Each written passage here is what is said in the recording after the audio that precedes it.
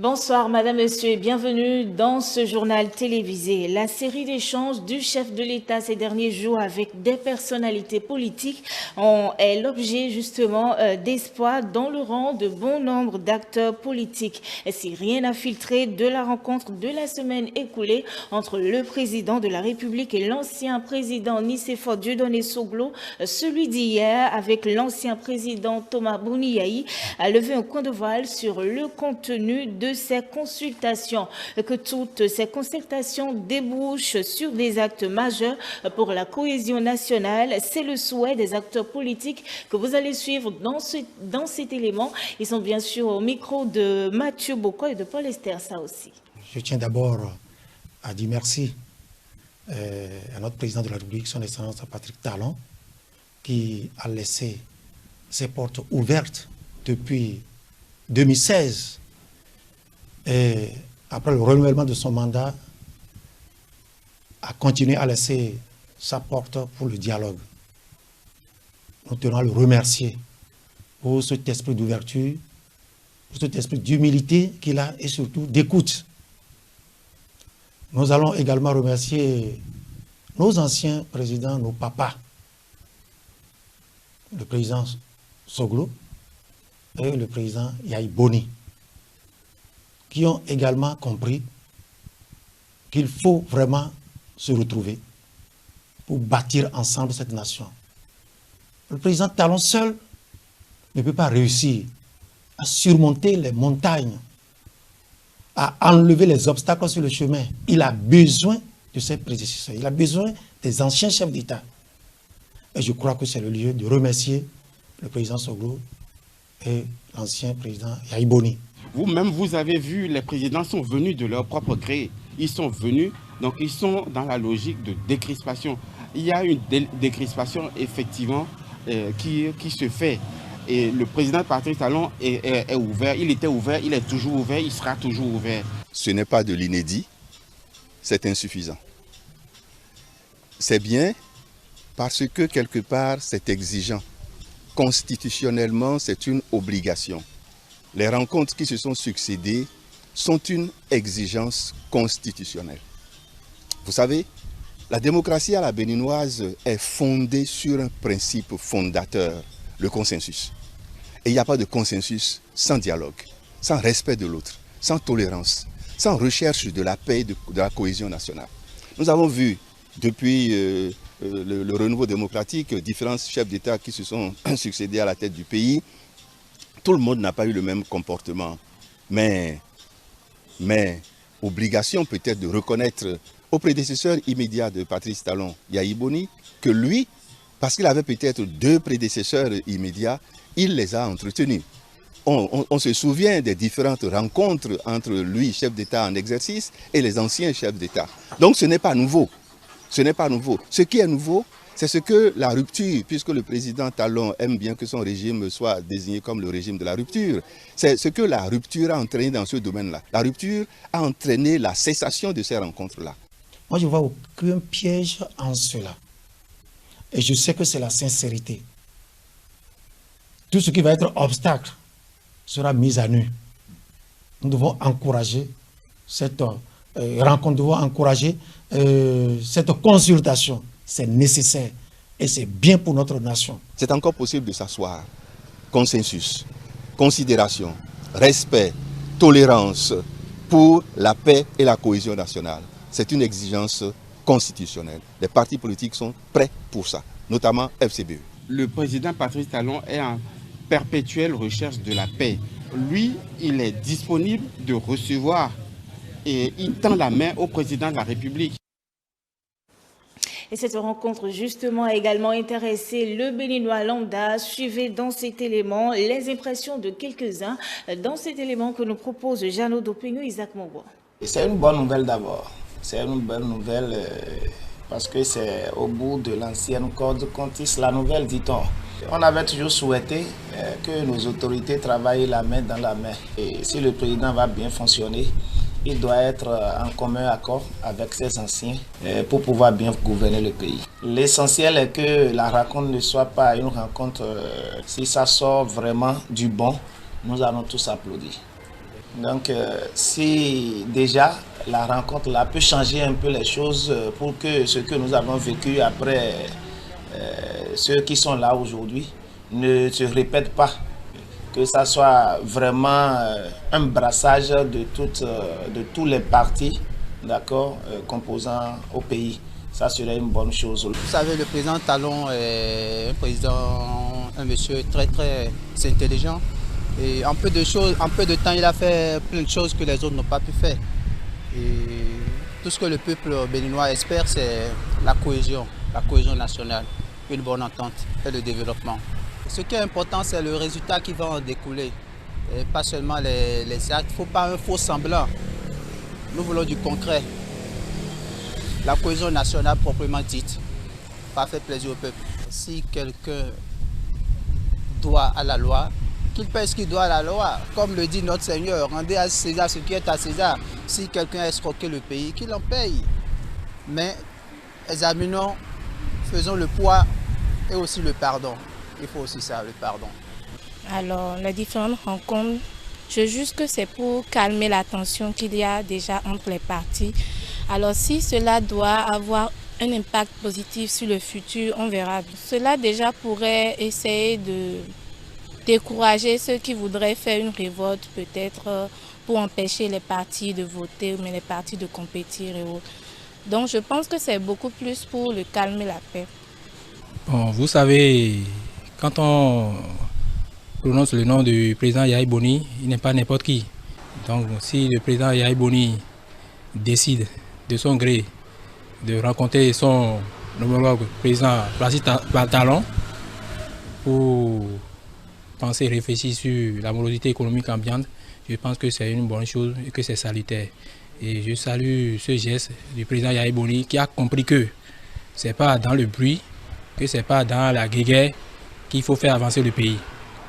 Et quant au président Placide Talon, je salue aussi son humilité d'être toujours ouvert à ses prédécesseurs. Ce que moi j'aurais souhaité, c'est que cela soit ainsi, pour que les exilés politiques puissent entrer, puisqu'ils sont aussi les fils du pays. Mais qu'ils changent de mentalité, revenir encore pour semer du désordre et autres. Je pense que les Béninois, nous autres, on a déjà dépensé cela aujourd'hui. À l'issue de l'audience qu'il a accordée hier à son prédécesseur Yahya Boni, le chef de l'État a exprimé son intention de mettre en place un cadre de concertation entre le président de la République et ses prédécesseurs. Une initiative qu'a salué notre consultant politique hier dans sa chronique politique. Agapit Napoléon Maforican a donné son point de vue sur ce nouveau tête-à-tête entre les deux hommes. Voici un extrait de ses analyses. On n'est plus en début de mandat où il faut faire le bilan. Il faut solder les comptes. En soldant les comptes, ça fait mal à celui qui est parti. Et c'est ce qu'on a connu, ces moments de crispation ou attaque contre attaque. En début de mandat, on vient avec les idées novatrices. Les réformes ont été faites, ont été implémentées. Les gens se sont sentis visés. Ça, ce moment semble progressivement derrière nous.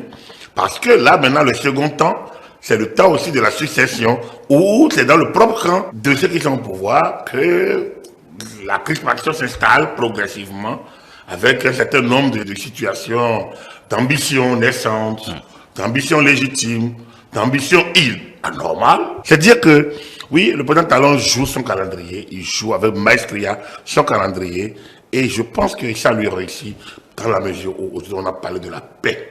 Il a parlé de la paix sociale, de la paix politique.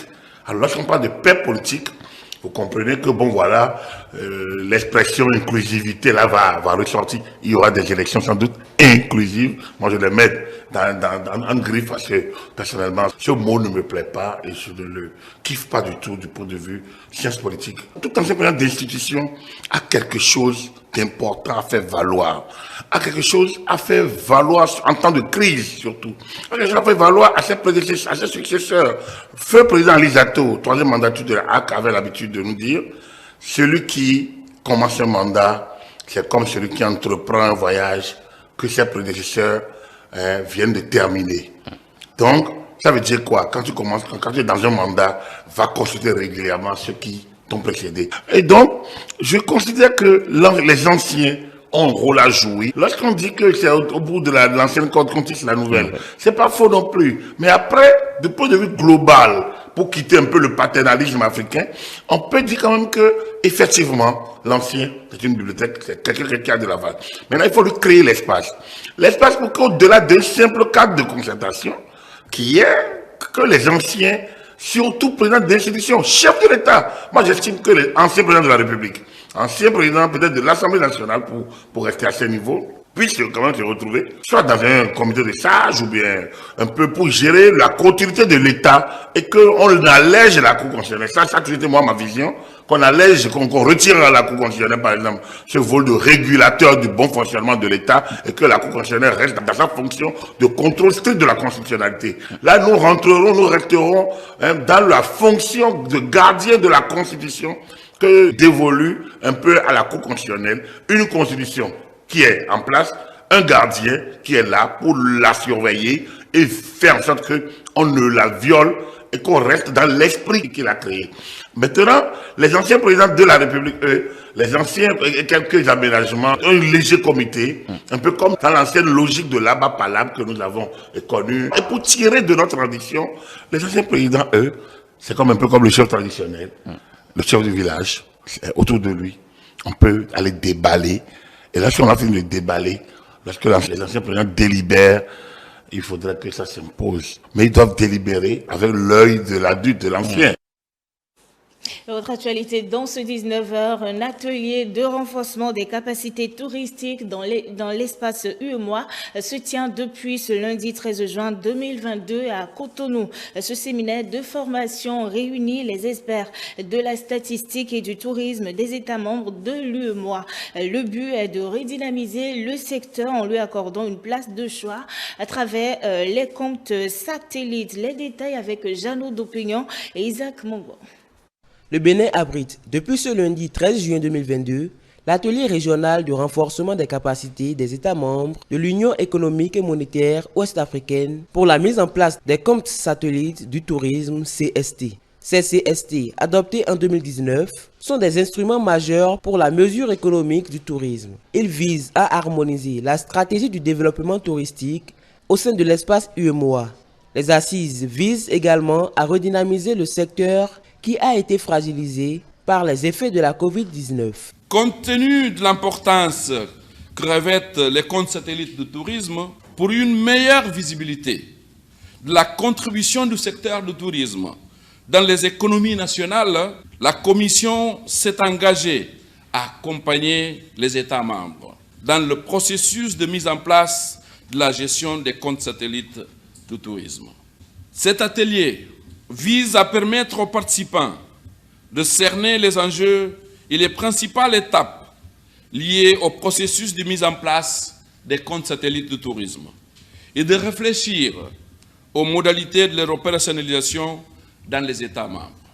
Pour juger de l'évolution et du suivi du secteur touristique, les données statistiques sont indispensables.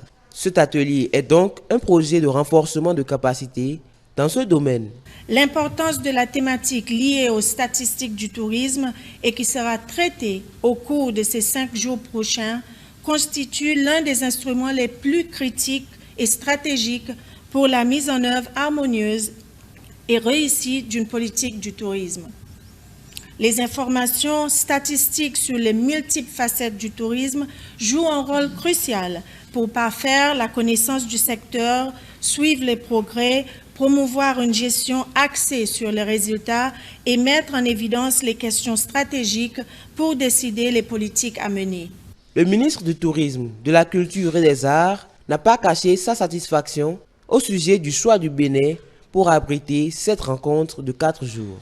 Jean-Michel Abimbola a profité de l'occasion pour inviter les participants au partage de connaissances et à des réflexions approfondies pour la réussite du projet. Malgré ce potentiel économique incontestable et la transversalité de ce secteur, la contribution réelle du tourisme en tant que composante du PIB de nos pays est très peu appréhendée.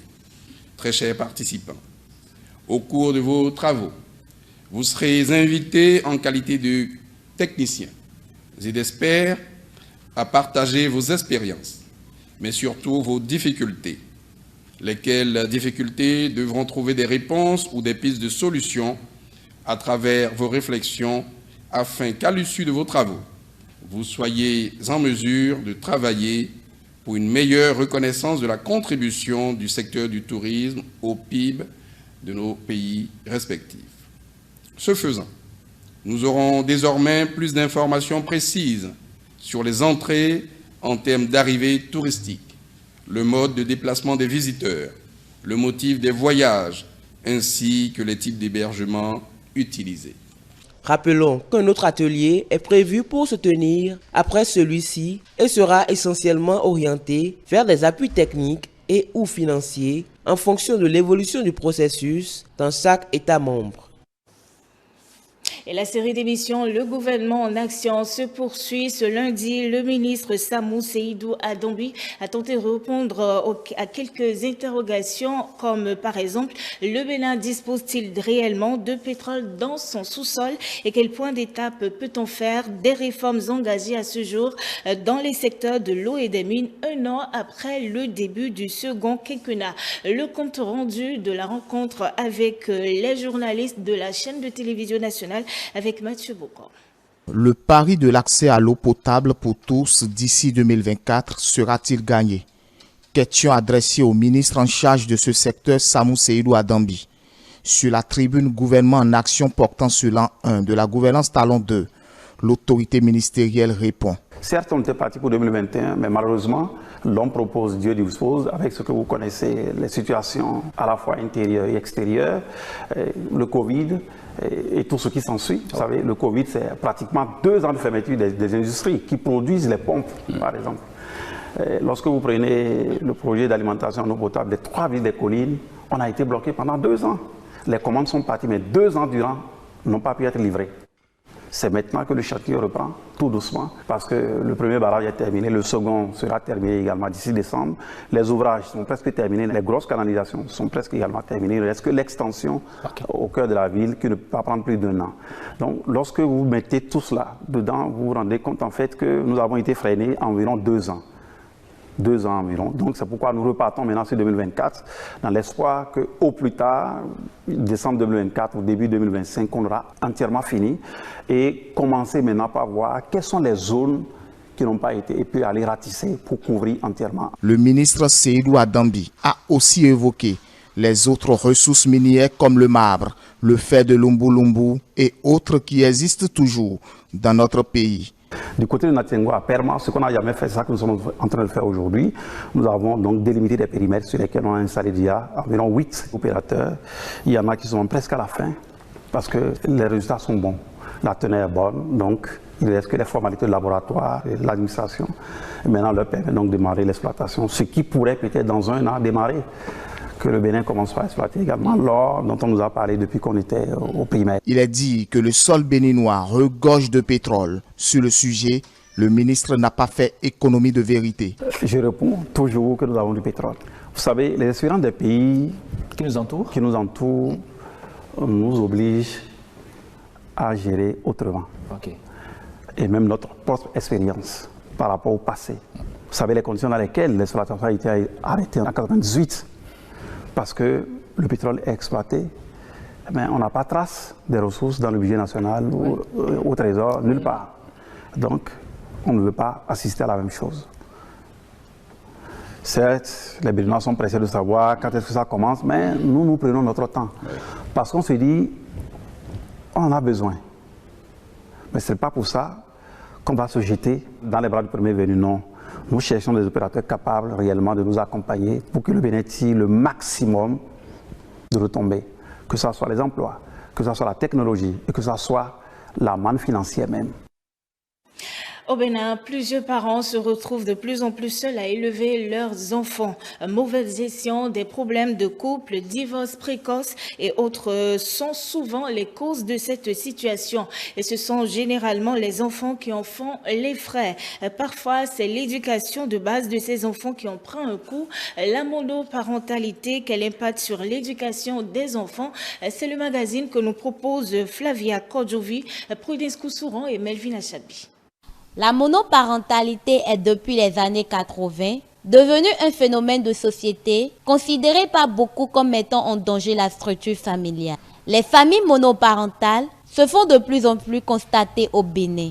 Mais en réalité, que faut-il comprendre de la monoparentalité? Une famille monoparentale est une famille qui comporte un seul parent élevant ou assurant l'éducation des enfants. La monoparentalité est une configuration familiale au sein de laquelle un seul parent, au cours des désintégrations de la biparentalité qui s'observe, un seul parent arrive à constituer la famille et donc à s'occuper de l'éducation affective, l'éducation scolaire et aussi à assurer la responsabilité économique, donc financière des enfants. Tout comme le psychologue, la monoparentalité est vue presque de la même façon pour le sociologue. Elle a donc diverses causes indépendantes des conjoints, à savoir le décès. La parentalité a diverses causes. Pour la plupart, c'est peut-être un décès des parents ou c'est peut-être un divorce où le père et la mère ne sont plus ensemble, ou peut-être un des parents se retrouve en poste diplomatique, par exemple, il va en mission, il va faire 1 an, 2 ans, 3 ans et plus, et donc l'autre parent est ici. La première cause vient de ce que les parents ne se comprennent forcément pas. À partir de ce moment, le divorce intervient. Il y a peut-être la mésentente, lorsque l'amour déserte le forum entre les deux êtres. Les deux parents ne regardent plus dans le même sens. C'est difficile, c'est la débandade. Moi, je vois beaucoup plus la fuite de responsabilité. Moi, je n'ai pas perdu mon père, mais depuis mon enfance, ma maman a enchaîné des enfants, ce qui a fait que je n'ai pas grandi depuis l'enfance avec mes parents. Donc, j'ai grandi tout le temps avec mes grands-parents. Maman, papa n'ont pas forcément pris soin de moi. C'est à un moment donné que j'ai retrouvé maman seule. Papa, à un moment donné, a rejeté toutes les responsabilités. Et c'est maman seule qui a géré. À un moment donné, j'étais atteint psychologiquement. Moi, je suis dans le cas de ma mère.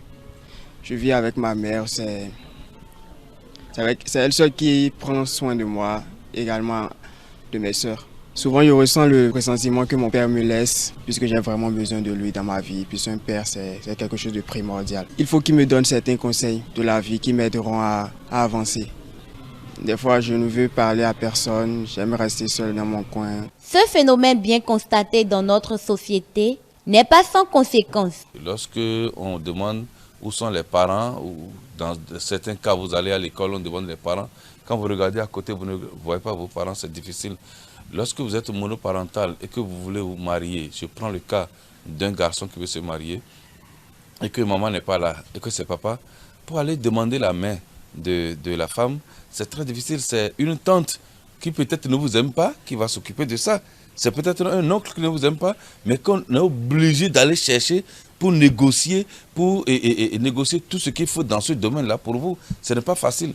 Parce que la belle famille va dire, tu n'as pas de parents, tu n'as personne, donc on est obligé d'aller chercher quelqu'un que peut-être on ne veut pas, mais on est obligé d'aller vers.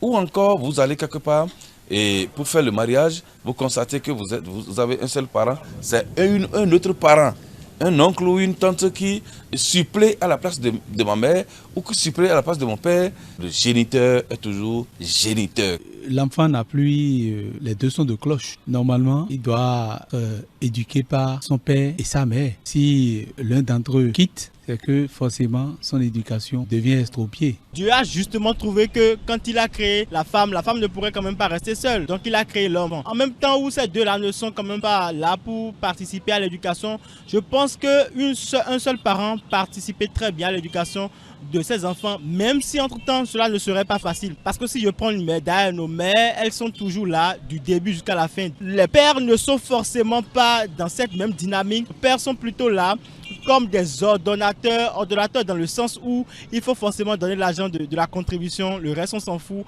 Contrairement à nos mères qui sont là pour veiller aux petits détails quand il s'agit de l'éducation dans toute sa généralité. Une famille, c'est papa, c'est maman, c'est les enfants. Vous allez constater que parfois on rencontre des personnes qui ne savent pas parler aux gens. Oui.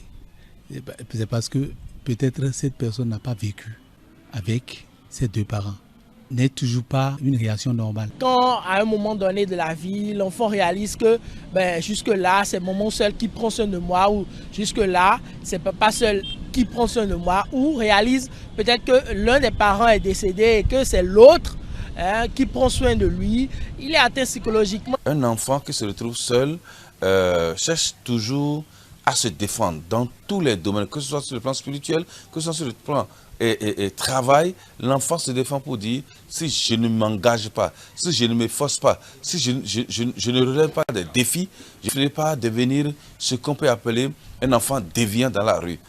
L'éducation étant le socle du développement et la base du savoir-vivre en société, il revient donc comme obligation aux parents de l'assurer. Il y a un conseil à prodiguer à ses parents, c'est de surtout penser à l'avenir des enfants.